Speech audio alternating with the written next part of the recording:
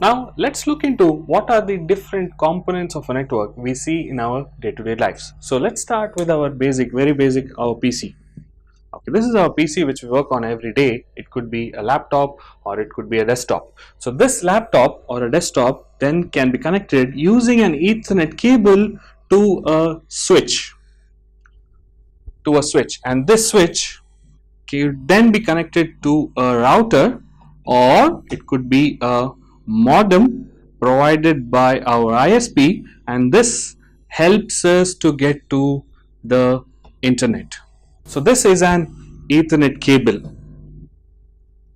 It's a copper based Ethernet cable which we use to interconnect our devices today. Okay, this is one of the basic medium what we use to interconnect our devices. The other very basic medium we use in our day-to-day lives would be the radio waves, or we call it as Wi-Fi, or we call it as wireless. So there could be an access point sitting in your network which is then connected to a switch, and PC can connect to the access point if you have a Wi-Fi adapter which can connect through radio waves to this access point, which can then help us to get onto the internet.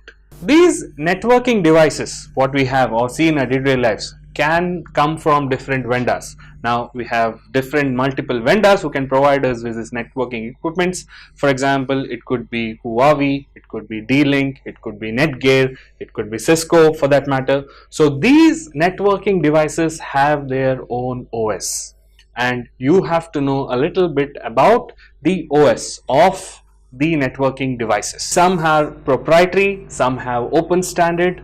So it depends on the vendor on what type of OS he has installed or implemented on the networking device.